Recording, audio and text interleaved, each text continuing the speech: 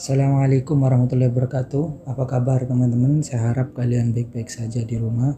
Amin ya rabbal alamin. Kembali lagi berjumpa dengan saya di segmen sebelum tidur. Seperti biasa di segmen ini saya akan bercerita, berdiskusi mengenai satu tema besar. Untuk tema kali ini saya mengambil tema insecure atau tidak percaya diri. Insecure ini adalah dari bahasa Inggris ya.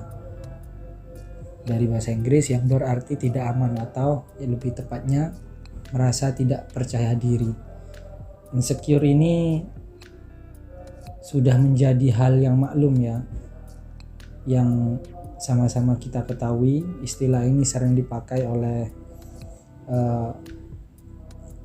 orang-orang sekitar kita, teman-teman kita, orang-orang Indonesia, yang mana konteksnya itu ketika kita merasa tidak percaya diri, mesti mereka memakai istilah insecure seperti itu. Ngomong-ngomong masalah insecure, tentunya setiap orang, hampir semua ya, pasti merasakan yang namanya insecure atau tidak percaya diri. Entah itu dalam penampilan, terus dalam mungkin ketika public speaking ya, berbicara di depan banyak orang, ataupun insecure dalam hubungan seperti itu. Banyak hal untuk insecure ini.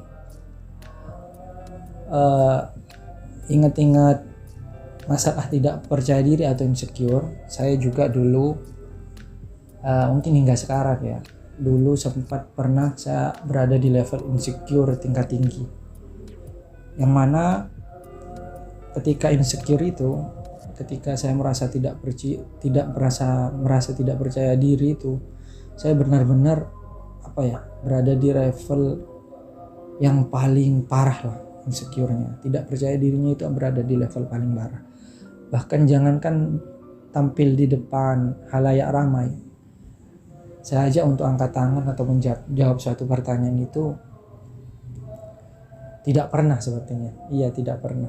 Karena saking malunya saya, mungkin bisa ditarik insecure ya, karena saya merasa tidak percaya diri, takut salah dan lain hal lah, banyak. Pasti kalian pernah merasakan seperti itu.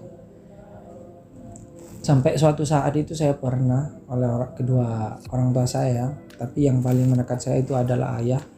Sering ayah itu menyuruh saya untuk tampil di halayak ramai, terus saya dididik untuk tidak merasa malu, padahal tidak ada apa-apa, cuma ya merasa malu aja.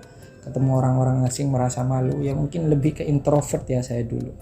Walaupun sekarang sudah mungkin masuk ke ambivert, tapi bukan extrovert, jadi ada di tengah-tengah.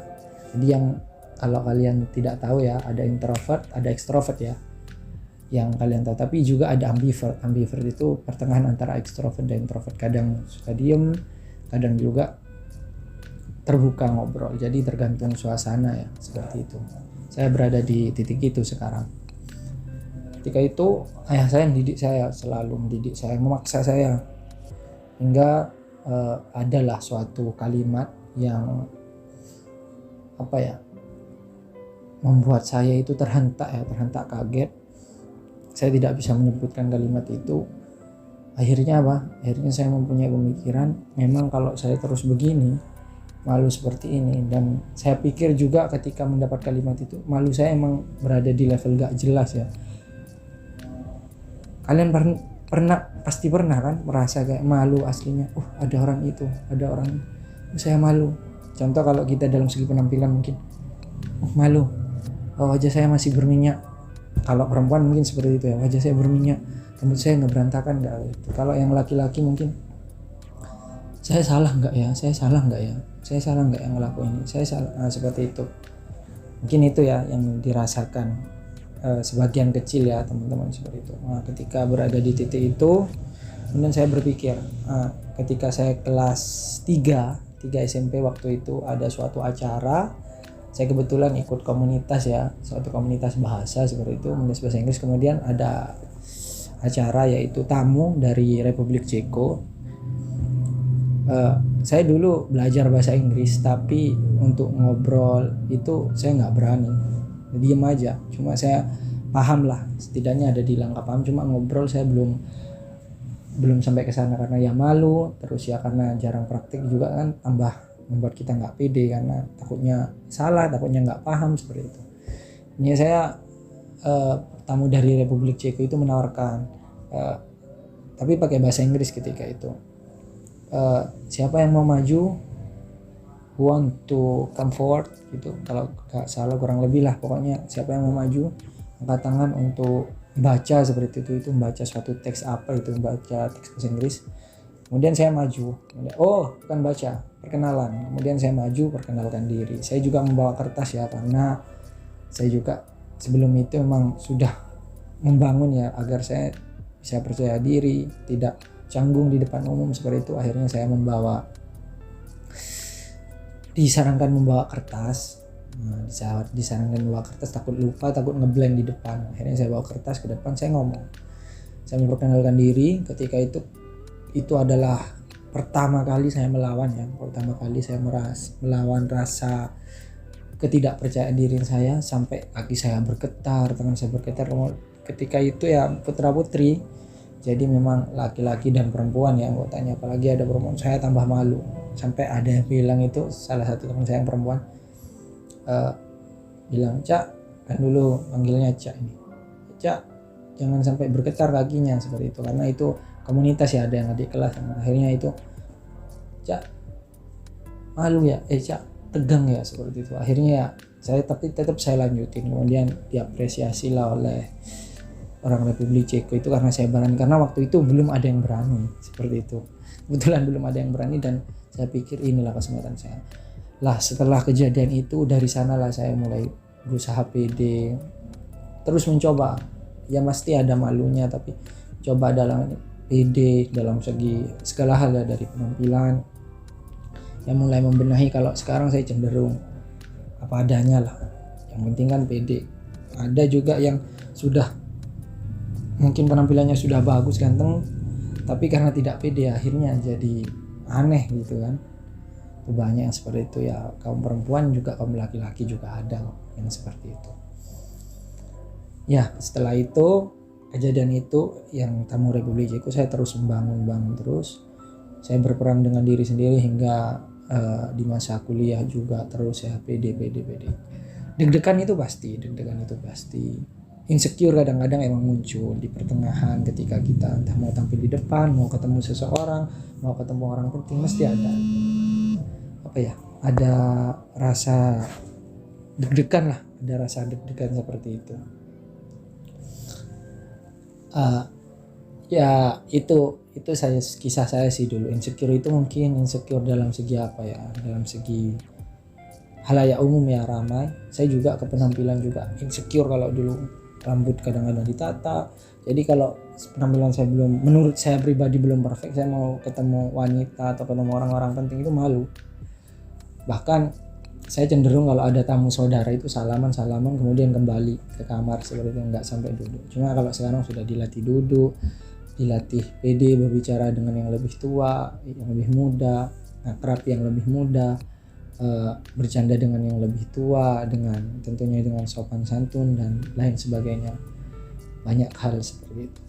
Kalau saya lihat sih konteks sekarang, konteks insecure yang heboh sekarang itu biasanya lebih ke minder, entah itu nanti seumpamanya ada temennya atau ada kenalannya yang lebih unggul ya dalam perihal skill, saya insecure, saya pede. Yang saya lihat sih kontek-konteknya seperti itu. Dan juga penampilan juga gak jarang terjadi di wanita. Saya insecure, dia cantik putih, pakai skincare apa seperti itu, pakai skincare apa kok bisa putih bersih glowing dan lain sebagainya. Akhirnya karena kita merasa akhirnya tidak pede, bahkan berjalan beringan dengan mereka mungkin tak pede, minder, entah itu dalam segi penampilan, keilmuan, dan segi-segi hal lainnya lah. Ya seperti itu sih. Kalau saran saya sih kepada para pendengar setia sebelum tidur, insecure itu boleh, tidak percaya diri itu boleh, tapi kalau kita berlarut-larut jangan, karena itu akan menghambat kreativitas kita ya, menghambat kreativitas kita. Kita lakukan sajalah, lakukan apa adanya, nggak usah mikir nanti kalau saya melakukan ini bakal salah, nanti di komen ini, di komen gitu. Oh, kalau rambut saya contohnya kalau penampilan seperti ini nanti saya kelihatan jelek, terus gak pede dan lain sebagainya. Itu jangan berlebihan. Karena kadang-kadang itu perasaan kita saja lah. Jadi perasaan kita itu merasa penampilan kurang tepat, merasa wajah berminyak, atau merasa kalau hubungannya merasa cowok saya lebih ganteng dari saya, atau cewek saya lebih cantik. Maksudnya dalam perihal itu perbandingan jauh, jadi akhirnya minder karena kegantengan cowoknya atau kecantikan ceweknya, seperti itu. Itu jangan hal-hal yang berlebihan, karena itu berakibat fatal ke kreativitas kita dan ke masa depan kita sih. Karena nanti itu bergantung kepada, kalau orang yang insecure ya, kadang-kadang itu dia takut melakukan suatu hal yang baru, suatu yang ya bisa bermanfaat lah. Saya ingat dulu pernah saya punya teman ya, cewek, pernah mengatakan sih, membuat status Facebook pada zaman segitu. Dia buat status Facebook yang kalimatnya begini, bahasa Inggris ketika itu, who loses courage loses all. Jadi barang siapa yang kehilangan keberaniannya akan kehilangan semuanya. Ya kalau kita lihat keberanian kan identik dengan, lebih tipis ya, beda hampir mirip lah. Jadi berani itu hampir mirip lah ya, 1-2 lah mungkin dengan tidak percaya diri kan. Kalau kita cenderung tidak percaya diri kan kita lebih tidak berani, seperti itu. Kalau sudah tidak percaya diri, kita tidak berani, ya kembali ke kalimat tadi, kita akan kehilangan semuanya. Contoh kecil ini saya ibaratkan ke laki-laki saja ya, contoh real. Kalau orang laki-laki potong rambut itu kan biasanya ada permintaan, yang pinggir tipis mas, yang belakang tipis, terus yang belakang dimohakkan ya, contoh potongan mohak seperti itu. Terus ketika proses potong rambut ya, ternyata kita mau panjang rambut belakang kita, tapi orangnya mungkin negur, mungkin orangnya memotong, tapi mau tetap memberi buntut di belakang ya agar panjang, tapi terlalu banyak. Kita nggak menegur, dibiarin aja. Akhirnya yang terjadi apa? Kita kehilangan rambut, kehilangan percaya diri tadi, kehilangan uang karena hal kecil, karena kita tidak berani menegur tukang potong rambut yang tadi berlebihan dalam memotong rambut panjang yang di bagian belakang. Ya akhirnya tadi itu kehilangan semuanya. Dari kehilangan uang yang buat potong, tidak percaya diri ya karena rambutnya sudah nggak sesuai ekspektasi kita, insecure-nya nambah dan lain sebagainya. Itu karena hal kecil ya, karena kita tidak berani negur masalah potong rambut tadi. Ya mungkin ya similar lah antara berani dan percaya diri ya. Sedangkan kalau tidak berani dan tidak percaya diri itu juga sama sih, kurang lebihnya seperti itu. Gak tahu kalau menurut kalian bagaimana, nanti kalian cantumkan di kolom komentar ya. Menurut kalian itu insecure itu seperti apa, contohnya seperti apa, atau mengatasinya seperti apa. Kalau dari saya sih, kalian harus tetap berani untuk mengatasinya. Kita coba latihlah dari hal-hal terkecil, mungkin dari hal yang sederhana dulu, terus ditingkatkan lagi ya. Seperti saya tadi, dari hal yang awalnya maluan ketemu orang asing ya, kita harus, walaupun gak nyaman, kita nyamanin, kita harus cari pembahasan dulu. Setelah itu kita tingkatkan keberanian ngomong di halayak umum, terus kita tingkatkanlah ke level-level yang lebih baik dan baik, seperti itu. Secure itu gak apa-apa, tapi kalau berlebihan itu gak baik, seperti itu sih. Mungkin itu ya untuk pembahasan insecure. Nanti kalian bisa tambahilah di kolom komentar. Cukup dari saya. Nanti kalau ada mau pembahasan lain juga cantumkan di kolom komentar. Jangan lupa didukung ya dengan like, comment, and subscribe, dan juga share. Saya Majid, undur diri. Salam literasi, salam berkarya.